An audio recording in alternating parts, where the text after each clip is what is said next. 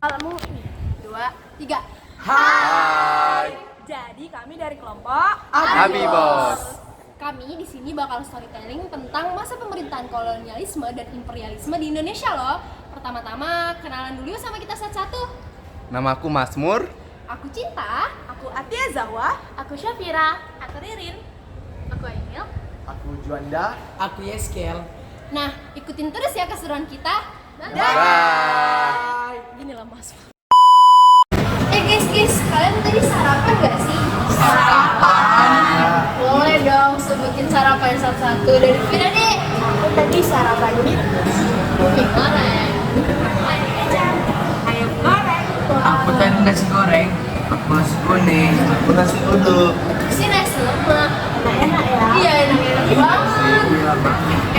Kalian sadar nggak sih kalau yang dari bekal ada buku yang mengandung banyak sekali rempah-rempah. Iya ya. Dulu ada loh suatu perusahaan, ada suatu komunitas yang datang ke Indonesia yang jauh-jauh dari Eropa hanya untuk mengambil rempah-rempah yang ada di kita. Apa ya? Wah, aku tahu nih teman-teman. Tahu nih. Nah, jadi namanya itu adalah VOC. VOC itu adalah perusahaan dagang yang didirikan oleh pemerintah Belanda yang berfokus pada perdagangan rempah yang dari wilayah Hindia Timur. Jauh ya, sampai ke Indonesia kan? Padahal dulu transportasi minim banget. Nah, selain untuk merampas rempah-rempah, apa sih tujuan VOC datang ke Indonesia? Nah, jadi selain mencuri rempah, tujuan VOC adalah untuk memperkuat posisi negara mereka dalam persaingan antar dagang di Eropa. Mulainya tuh itu. Iya. Jadi ada nggak sih faktor-faktor yang membuat runtuhnya VOC? Ada nih, jadi yang membuat punya VOC adalah manajemen yang buruk dan adanya korupsi. VOC mulai melemah pada abad ke-18 dan dibubarkan pada 31 Desember 1799. Kebijakan VOC dalam bidang ekonomi. Dua lembaga kongsi dagang asal Belanda yang memiliki monopoli sangat luas di wilayah Asia. VOC sendiri memiliki kepanjangan Verenigde Oost-Indische Compagnie dalam bahasa Belanda. Meskipun hanya lembaga kongsi dagang, VOC memiliki hak istimewa serta difasilitasi oleh negara. Hal ini menjadi wajar ketika VOC mampu bersaing dengan serikat dagang asal Portugis maupun Inggris. Selain itu, beberapa kebijakan-kebijakan VOC membantu perkembangan kongsi dagang ini dengan sangat pesat. Banyak kebijakan yang dibuat dalam berbagai bidang, namun kebijakan utamanya pengaruh kebijakan VOC terhadap Indonesia. Kekuasaan raja berkurang karena dikuasai sepenuhnya oleh VOC. Terpecah wilayah kerajaan menyebabkan munculnya penguasa baru di wilayah kendali VOC. Keistimewaan membuat rakyat Indonesia semakin miskin dan sengsara. Orang Indonesia belajar tentang kebijakan moneter, sistem pertahanan benteng, etika kontrak, dan tentara bersenjata modern. Perjalanan Hong mengakibatkan eksploitasi, penjarahan, perbudakan, dan bahkan pembunuhan orang Indonesia. Hak pencabutan justru menjadi ancaman bagi masyarakat Indonesia karena harus memusnahkan tanaman rempah yang melebihi ketentuan. Padahal hal ini bisa dijadikan sebagai sumber penghasilan tambahan. Hak dan wewenang VOC. Hak-hak istimewa ini tercantum dalam Oktorai Piagam tanggal 20 Maret 1602 yang meliputi 1. Hak monopoli, perdagangan dan pelayaran di bagian timur Tanjung Harapan dan di bagian barat Selat Magelan. Ada juga hak untuk mengandalkan bisnis untuk kepentingannya sendiri. 2. Hak kedaulatan sovereignty, Hak ini kemungkinan anggotanya untuk bertindak sebagai negara seharusnya meliputi hak untuk mempertahankan tentara, hak untuk menyatakan perang dan berdamai, hak untuk mengambil alih dan menduduki wilayah asing di luar negeri Belanda, hak untuk menetapkan atau mengeluarkan mata uangnya sendiri, hak untuk membayar pajak, hak untuk membuat perjanjian dengan raja-raja setempat, hak untuk membangun benteng beberapa. Hak berdaulat tersebut telah dilaksanakan di negara Indonesia melalui upaya-upaya sebagai berikut. Pemindahan markas VOC yang semula di Banten dan Ambon ke Batavia. Pelaksanaan penyerahan Honghi, yaitu penyerahan dan pengawasan pemerintah VOC untuk menjaga kelangsungan monopoli rempah-rempah. Hak untuk menghancurkan, yaitu hak untuk memusnahkan rempah-rempah, biasanya pala atau kalor yang melebihi ketentuan. Ada sistem pengiriman wajib untuk rempah-rempah, adanya sistem periangan tanam paksa tanaman kopi, adanya sistem kuota yaitu kewajiban membayar pajak berupa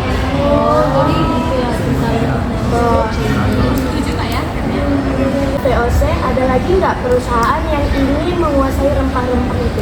Ada tuh, namanya EIC. Apa sih EIC? East India Company atau sering disebut EIC adalah sebuah perusahaan yang didirikan oleh bangsa Inggris pada tahun 1600. Perusahaan ini didirikan dan diberi izin oleh Ratu Elizabeth pertama. EIC ini tuh setelah jadi latar belakangnya EIC itu Indonesia kenapa sih Tiang? Jadi latar belakang EIC datang ke Indonesia akibat adanya perdagangan rempah-rempah yang ada di Indonesia dan untuk mengusir Republik Batak yang saat itu yang diutus oleh orang-orang pemerintah Perancis di Indonesia.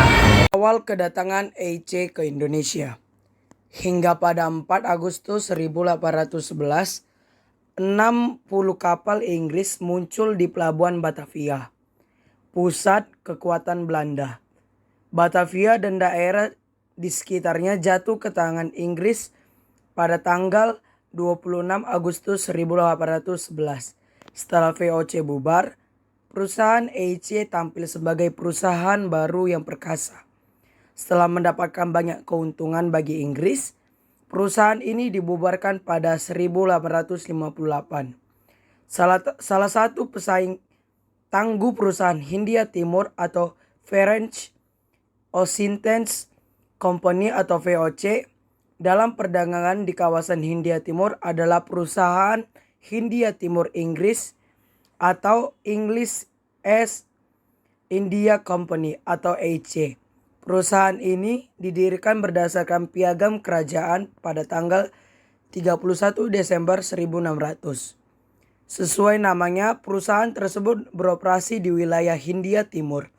Wilayah ini merupakan peta besar dunia yang membentang dari Tanjung Harapan Afrika ke arah timur ke Cape Horn di Amerika Selatan.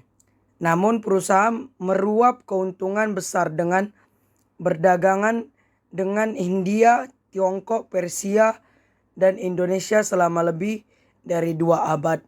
Komoditas dagangnya membanjiri Inggris seperti teh, tekstil katun, dan rempah-rempah yang terjangkau.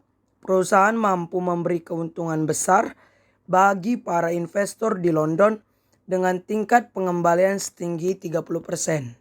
Peran EIC dalam perdagangan pernah melemah pada akhir abad ke-18. Namun, mereka menemukan amanat baru sebagai pembangun kerajaan. Pada suatu titik, perusahaan besar ini memimpin pasukan swasta yang terdiri dari 260.000 tentara, 2 kali lipat dari jumlah tentara Inggris yang ada. Tenaga kerja semacam itu sudah lebih dari cukup untuk menakut-nakuti kompetisi yang tersisa seperti VOC dan memaksa para penguasa India terikat kontrak sepihak yang memberikan kekuatan perpajakan yang menguntungkan bagi perusahaan. Tanpa EIC, tidak akan ada kerajaan British Raj di India pada abad ke-19 dan ke-20. Kesuksesan besar dari perusahaan multinasional pertama di dunia membantu membentuk ekonomi global modern. Terlepas hal itu, baik atau buruk secara etika. Pada hari terakhir tahun 1600, Ratu Elizabeth pertama memberikan piagam ke sekelompok perdagangan London untuk hak perdagangan luar negeri eksklusif dengan Hindia Timur. Perusahaan monopoli perdagangan dalam arti tidak ada orang Inggris lain dapat berdagang secara ilegal di wilayah itu. Faktor kemunduran. Faktor yang menyebabkan pembubaran East India Company atau EIC selain faktor pemberontakan Sepoy. Kalah persaingan dengan VOC, adanya praktik jual beli jabatan, adanya gerakan reformasi gereja di Eropa, kalah persaingan dengan Portugis di Asia Tenggara, pemerintah Inggris membuat perubahan mendasar terkait kebijakan-kebijakannya di India. Nah, tadi tuh kalau nggak salah ada nggak sih dia bilang pemerintahan Batak? Sebenarnya pemerintahan Batak tuh apa sih dia bilang? Oh, aku tahu. Jadi, pemerintahan Batak itu adalah suatu republik yang dibuat oleh pemerintah Belanda pada tahun 1795 hingga 1806 pasca hancurnya VOC. Jadi kebijakan apa saja yang dilakukan dalam pemerintahan? Nah, jadi ada seseorang yang diberikan tugas utama untuk mempertahankan Pulau Jawa dari serangan Inggris. Nah, dia ini memikirkan cara dan kebijakannya ini dari berbagai bidang nih. Yang pertama itu ada di bidang pemerintahan, kedua itu ada di bidang peradilan, yang ketiga itu ada di bidang sosial ekonomi, dan yang ketiga itu ada di bidang pertahanan dan keamanan. Kemudian di bidang pemerintahan itu dia membagi Jawa menjadi 9 daerah. Terus itu dia juga membatasi raja-raja dari kerajaan-kerajaan di Nusantara secara ketat. Kemudian yang di peradilan itu dia memiliki kebijakan itu ada 3. Jadi kebijakan untuk orang Eropa, kebijakan untuk timur asing, terus yang terakhir itu kebijakan untuk orang pribumi. Nah, dia ini membuat aturan untuk memberantas korupsi yang diberlakukan untuk siapa saja, termasuk orang Eropa dan timur asing. Kemudian di bidang sosial ekonomi, dia menambah pemasukan dengan sistem pemungutan pajak. Terus juga dia mengharuskan rakyat melaksanakan penyerahan wajib pertaniannya. Nah, kemudian di bidang pertahanan, dia membangun benteng-benteng. Dia juga membangun pabrik senjata di Semarang dan Surabaya. Terus itu dia juga membangun jalan raya dari Anyer ke Panarukan sejauh 1000 km dan itu dikenal dengan Jalan Dendels. Saat VOC mengalami krisis ekonomi, di benua Eropa sedang terjadi perubahan tantangan geopolitik. Saat itu, Prancis mempengaruhi beberapa negara Eropa dengan semboyan Revolusi Prancis, Liberté yang artinya kemerdekaan, Égalité yang artinya persamaan, dan Fraternité yang artinya persaudaraan. Pengaruh Revolusi Prancis juga dirasakan masyarakat Belanda, dan akhirnya muncul kelompok yang bernama kaum patriot yang berharap adanya negara kesatuan. Dalam Perang Koalisi 1792 hingga 1797 yang dipimpin Napoleon Bonaparte, Prancis dapat mengalahkan lawannya yang merupakan gabungan dari Austria, Rusia, Inggris, Spanyol, Sardinia, dan Belanda. Kejadian tersebut merupakan hal buruk bagi Belanda. Di dalam negerinya, Belanda menghadapi kesulitan negara, berbagai macam ancaman, dan pemberontakan akibat hasutan Prancis. Sehubungan dengan itu, Raja William V melarikan diri ke Inggris pada tahun 1795 dan mengakibatkan pemerintah Belanda jatuh ke tangan Prancis. Semua daerah jajahan Belanda juga ikut jatuh ke tangan Prancis, termasuk Indonesia. Dalam pengasingannya ke Inggris, Raja William Dendels oleh pemerintah Inggris ditempatkan di kota Inggris. Ia lalu mengeluarkan perintah surat-surat KO yang isinya adalah agar penjajah Belanda menyerahkan jajahannya ke Inggris bukan ke Prancis. Setelah Belanda jatuh ke Prancis, bentuk pemerintahan kerajaan digantikan menjadi bentuk pemerintahan republik. Pemerintahan tersebut lalu diberi nama Republik Batavia atau Republik Batav. Dalam bahasa Belanda, Batavse Republiek. Perubahan geopolitik inilah yang kemudian melopori dibubarkannya VOC. Setelah VOC bubar, segala hak dan kewajibannya diambil oleh Republik Batav, termasuk penyelesaian hutang piutang, sehingga Republik Batav didukung penuh oleh pemerintah. Pemerintah Batav kala itu memilih Louis Napoleon untuk memimpin kerajaan Belanda atas persetujuan dari kakaknya, Napoleon Bonaparte, untuk mengelola pemerintah Hindia Belanda. Louis Napoleon mengangkat Herman Willem Daendels sebagai Gubernur Jenderal Hindia Belanda. Imperialisme Prancis terhadap Indonesia kala itu bersifat tidak langsung. Kenapa? Karena menggunakan tangan kekuasaan orang-orang Belanda yang tunduk kepadanya. Jadi siapa sih pemimpin yang membuat kebijakan-kebijakan ini? Ada yang tahu nggak nih teman? Iya kan, siapa ya? Siapa ya? Aku tahu nih. Namanya tuh H.W. Daendels atau lebih dikenal dengan Herman Willem Daendels. Herman Willem Daendels adalah seorang politikus Belanda yang merupakan Gubernur Jenderal Hindia Belanda pada yang ke-36, dan ia lahir di Hatam pada tanggal 21 Oktober 1762. Oh, jadi gitu. Jadi aja sih yang dilakukan si Daendels itu sama dia. Selama dia menjabat, ia telah membangun pabrik persenjataan yang ada di Surabaya dan Semarang.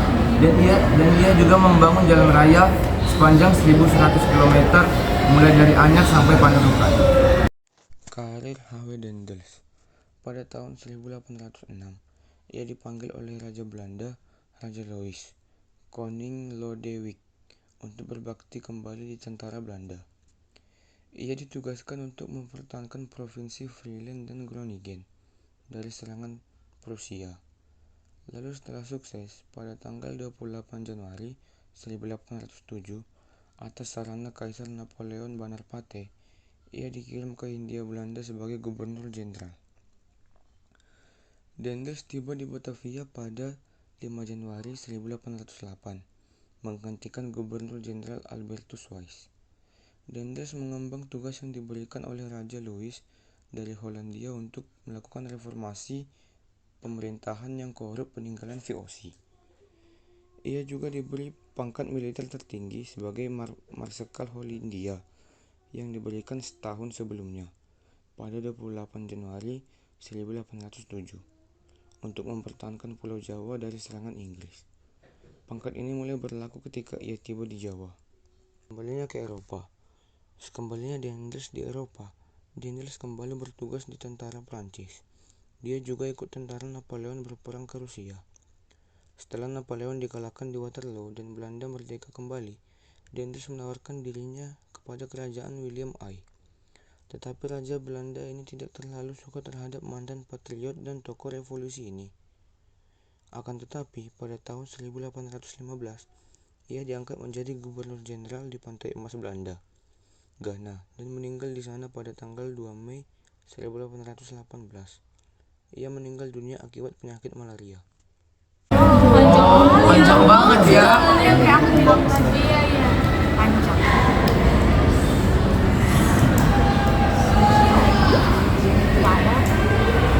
Terus apa lagi yang mau kalian tahu? Terus informasi aja nih, Daendels ini nyuruh orang-orang itu untuk kerja rodi untuk membangun jalan raya yang sepanjang 1.000 km. Oh, kayak bangsa gitu ya. Pada masa H.W. Daendels ini, itu tuh aku pernah dengar kalau ada namanya masa penerapan. Kira-kira masa penerapan tuh apa sih? Penerapan H.W. Daendels itu yaitu politik etis. Nah, politik etis atau disebut politik balas budi ini adalah kebijakan yang dikeluarkan oleh pemerintah Hindia Belanda. Pada penerapan ini diterapkan oleh H.W. Daendels, dan di penerapan ini terdapat sistem tarem paksa. Politik etis. Politik etis atau disebut politik balas budi adalah kebijakan yang dikeluarkan oleh pemerintah Hindia Belanda. Kebijakan ini adalah gagasan dari Van Deventer. Pemerintahan Belanda memiliki masyarakat keharusan untuk memajukan kesejahteraan masyarakat. Awal politik etis ini bisa muncul karena adanya reaksi dari kebijakan pintu terbuka. Reaksi dari kebijakan pintu terbuka ini banyak reaksi kritikan dari berbagai pihak. Para kaum humanis menentang praktek eksploitasi oleh kolonial Belanda. Belanda mengakui bahwa Belanda berhutang budi pada rakyat Indonesia. Karena Belanda mendapatkan desakan bahwa yang dilakukan Belanda terhadap bangsa Indonesia itu kurang baik dan kurang kemanusiaan. Sehingga Belanda menerapkan sebuah sistem, yaitu sistem tanam paksa. Sistem tanam paksa ini dibuat karena masyarakat mengalami kesengsaraan. Selain itu, masyarakat Indonesia juga mengalami berbagai kerugian, bahkan kerugiannya terbilang cukup besar. Kerugian itu meliputi material maupun tenaga. Rakyat Indonesia merasakan penderitaan yang luar biasa. Hal itu terjadi karena penindasan serta penekanan yang dilakukan oleh kolonial Belanda kepada rakyat Indonesia. Jadi sistem paksa namanya itu dari si Indonesia. Terus Jadi sistem tanam paksa itu apa? aku tahu. Apa tuh Ririn? Jadi dulu selama 40 tahun rakyat Indonesia itu dipaksa untuk menanam cengkeh, lada dan rempah-rempah yang lain. Itu disebut dengan sistem tanam paksa.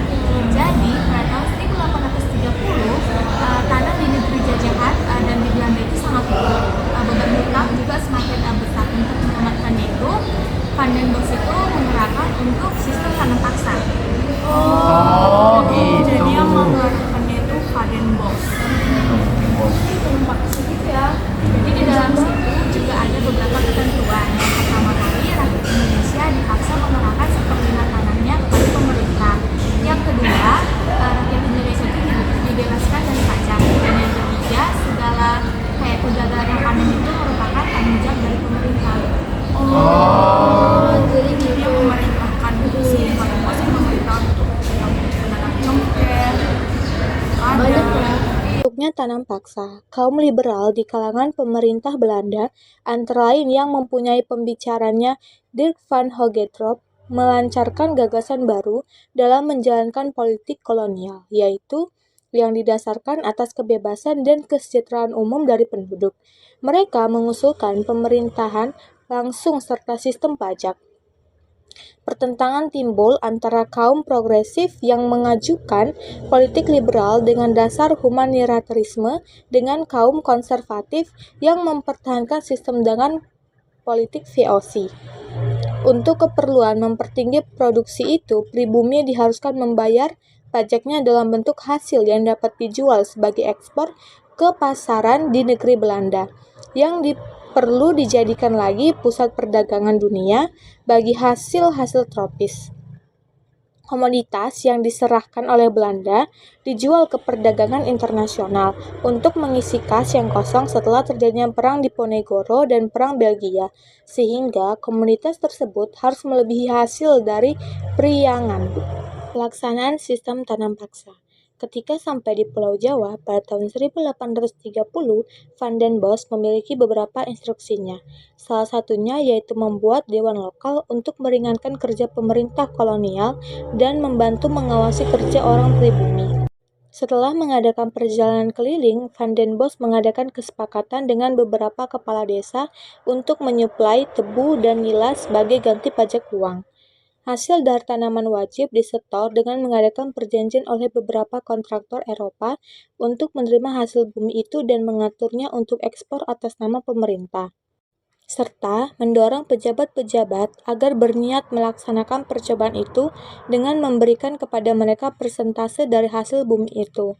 Namun, dengan mengikuti sistem tanam paksa baru, itu menggabungkan sistem periangan dan pajak tanah mengklaim untuk mengambil 2/5 hasil bumi dalam bentuk uang. Pemerintah hanya mengambil 1/5 sawahnya untuk budidaya. Adapun beberapa penyimpangan dalam sistem tanam paksa, yaitu jatah tanah untuk tanaman ekspor melebihi 1/5 tanah garapan, apalagi jika tanahnya subur. Rakyat lebih banyak mencurahkan perhatian tenaga dan waktunya untuk tanaman ekspor, sehingga sawah dan ladang milik sendiri menjadi terlantar. Dampak negatif sistem tanam paksa. Tanam paksa yang mewajibkan para buruh dan petani untuk melakukan kerja rodi tentu ada dampak negatifnya. Berikut beberapa dampak negatif dari adanya tanam paksa, yaitu 1. jatuhnya korban jiwa akibat kerja rodi. 2. Banyaknya pemberontakan dari kalangan petani dan elit modern. 3. Maraknya kelaparan. 4. Wabah penyakit menyebar. Dan 5. Pertanian menjadi rusak. Dampak positif sistem tanam paksa. Penerapan sistem tanam paksa di Hindia Belanda tidak hanya dampak negatif saja, melainkan terdapat dampak positif yaitu 1. Adanya pengenalan cara menanam komoditas ekspor. 2. Sistem transportasi sudah maju. 3. Diberikannya pendidikan untuk elit tradisional. 4. Penemuan vaksin atau obat-obatan. 5. Perbaikan sarana perumahan. Tapi nih, bukan hanya kerugian aja loh yang ada di situ. Ada juga beberapa keuntungan. Yang pertama kali, rakyat Indonesia itu bisa mengenal berbagai tanaman. Dan yang kedua, rakyat Indonesia itu juga belajar untuk mengekspor tanaman itu. Jadi ada minus plusnya juga gitu ya. Jadi kayak mungkin dia disuruh paksa-paksa biar Indonesia ini bisa ekspor-ekspor ke negara-negara yang belajar-belajar juga. Nah, di sistem tanam paksa ini kan pasti ada nih masyarakat yang mengalami kesengsaraan. Kesengsaraan di akhir rakyat pada masa itu apa? Nah, jadi kesengsaraan rakyat ini berakhir itu pada masa pemerintahannya Thomas Stamford Raffles. Jadi Thomas Stamford Raffles ini dia adalah negarawan Britania. Dia tuh pada kebijakannya saat dia memerintah itu tuh dihapusin yang namanya perbudakan, penyetoran wajib hasil bumi itu dihapusin, kerja rodi juga dihapusin, terus sistem monopoli juga dihapusin. Jadi bisa dibilang akhir dari si tanah paksa dan yang lain-lain itu tuh ada di masa pemerintahannya si Thomas Stamford Raffles. enak lah ya berarti. Tapi aku kayak pernah dengar Thomas Raffles. Ya, Itu agak asing gak sih dengan Raffles itu? Nah, jadi Thomas Stamford Raffles ini tuh terakhir menjabat itu digantikan oleh John Kendall pada tanggal 11 Maret 1816. Jadi Thomas Stamford Raffles ini tuh cuma 5 tahun doang loh guys, dia memerintah di Indonesia. Jadi dari 1811 sampai 1816. Jadi setelah dia digantikan, nah dia tuh adalah peninggalannya di Indonesia ini yang memberikan kita ilmu pengetahuan. Kira-kira kalian tahu nggak nih? Apa tuh? Nah, jadi ada 3. Yang pertama, si Thomas Stamford Raffles ini menuliskan buku History of Java. Yang kedua, dia juga loh yang nemuin bunga Rafflesia Arnoldi. Saya pada Raffles kan? Iya, pada Nah, yang ketiga, dia juga yang merintis kebun raya Bogor yang ada di Bogor, Jawa Barat sekarang. Itu bagus banget loh. Bener. Thomas Stamford Raffles diangkat sebagai Letnan Gubernur Jawa pada tanggal 18 September 1811 ketika kerajaan Inggris mengambil alih jajahan-jajahan kerajaan Belanda dan ia tidak lama kemudian dipromosikan sebagai Gubernur Sumatera. Ketika kerajaan Belanda diduduki oleh Napoleon Bonaparte dari Prancis, pada 1815, Raffles ditarik dan digantikan oleh John Kendall. Keputusan tersebut dilakukan karena Inggris bersiap menyerahkan kembali Jawa ke Belanda. Penyerahan itu sesuai dengan perjanjian Anglo-Dutch yang terjadi pada 1814 menjelang berakhirnya Perang Napoleon di Eropa. Pada 15 Oktober 1817, Raffles mendapat mandat sebagai Gubernur Jenderal di Bencoolen atau kini disebut Bengkulu. Pada saat Raffles di Inggris, ia meninggal sehari sebelum ulang tahunnya yang ke-45 pada 5 Juli 1826 karena apopleksi atau stroke. Karena pendiriannya yang menentang perbudakan, keluarganya tidak diizinkan mengebumikannya di halaman gereja. Tambahan aja nih guys. Jadi sesudah sistem tanam paksa itu ada namanya masa ekonomi liberal. Nah, jadi masa ekonomi liberal itu sistem tanam paksa itu dihapuskan, nggak ada sama sekali. Beneran dihapus? Beneran sekali. Jadi sistem ekonomi liberal ini dimulai dari 1870 sampai 1900. Jadi di situ para pemilik tanah cuman bisa menyewakan tanahnya kepada para pengusaha swasta Belanda. Jadi mereka cuma bisa nyewa, nggak bakal bisa memilikinya. Jadi tetap bakal yang pemilik tanah itu bakal dapat keuntungan juga. Periode sejarah Indonesia tahun 1870 sampai 1900 disebut sebagai masa liberalisme. Pada periode tersebut, Untuk pertama kali dalam sejarah kolonial Indonesia, kepada kaum pengusaha dan modal swasta diberikan peluang sepenuhnya untuk menanamkan modalnya dalam berbagai usaha kegiatan di Indonesia, terutama dalam industri-industri perkebunan besar, baik di Jawa maupun daerah-daerah luar Jawa. Selama masa ini, modal-modal swasta dari Belanda dan negara-negara Eropa lainnya telah mendirikan berbagai perkebunan kopi, teh, gula, dan kina yang besar di Delhi, Sumatera Timur. Salah satu dampak pelaksanaan sistem ekonomi liberal bagi Indonesia yaitu adanya krisis perkebunan pada tahun 1885 karena merosotnya harga kopi. Setelah tahun 1885, perkembangan tanaman perdagangan mulai anjlok. Jatuhnya harga kopi dan gula di pasar dunia diakibatkan karena Eropa mulai menanam gulanya sendiri, sehingga mereka tidak memerlukan impor gula dari Indonesia. Krisis perdagangan ini mengakibatkan terjadinya reorganisasi dalam kehidupan ekonomi Hindia Belanda. Perkebunan besar bukan lagi milik perseorangan, tapi diorganisasi sebagai perseroan terbatas. Revolusi 1848 di Perancis bergema juga di Belanda. Partai Liberalisme menang, hingga ide-ide liberalisme makin berkembang. Ajaran liberalisme di bidang ekonomi menghendaki dilaksanakannya usaha-usaha bebas dan pembebasan kegiatan ekonomi dari campur tangan negara atau pemerintah. Dengan begitu, liberalisme menghendaki dihapuskannya culture still sell atau tanam paksa. Di antara mereka yang termasuk golongan liberal adalah para pengusaha. Di samping golongan liberal, terdapat juga golongan humanis yang juga menghendaki dihapuskannya sistem tanam paksa. Mereka melihat betapa menyedihkannya rakyat Indonesia akibat diterapkannya tanam paksa itu. Tanam paksa sendiri sedikit demi sedikit terhapuskan. Pada tahun 1870 dapat dianggap sebagai batas akhir dari tanam paksa. Pada tahun itu dikeluarkan undang-undang yang penting, yaitu Undang-Undang Agraria yang mengatur cara-cara pengusaha swasta memperoleh tanah. Tuhan juga. Jadi kayaknya kalau nggak salah sih masa liberal ini, ekonomi liberal ini masuk sama ini deh si Stanford Raffles. Iya. Jadi habis masanya gitu ya. Tapi lama juga ya, 30 tahun dia benar-benar dihapusin sistem tanam paksa. Iya, ternyata kayak gitu ya guys, alur cerita masa pemerintahan kolonialisme sama imperialisme di Indonesia panjang juga ya. Kebayang nggak sih kalau kita ada di zaman itu bayangin susah-susahnya, harus tanam, harus kalau kita ngalamin kayak zaman dulu ya, bener. Kira-kira apa sih upaya kita di zaman sekarang ini? lebih ke bersyukur sih apa yang ada, harus cinta tanah air juga, kalau harus tahu kalau Indonesia itu kaya akan rempah-rempah. Ternyata belajar sejarah itu nggak semua membosankan itu loh guys. Seru nggak? Kita jadi tahu dari luas-luas banget wilayah gitu. Jadi tahu dari mana dulu tuh rempah-rempah awal mulanya tuh kenapa bisa mendunia. Jujur aku juga baru pertama kali sih tahu gara-gara belajar ini. Sama-sama. Keren banget. Jadi apa?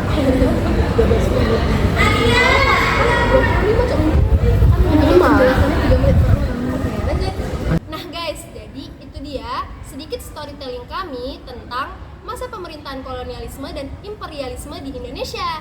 Sekian dari kelompok kami. Abi Bos. Pamit undur diri ya guys. Bye. Aduh, susah banget kan rempah-rempah.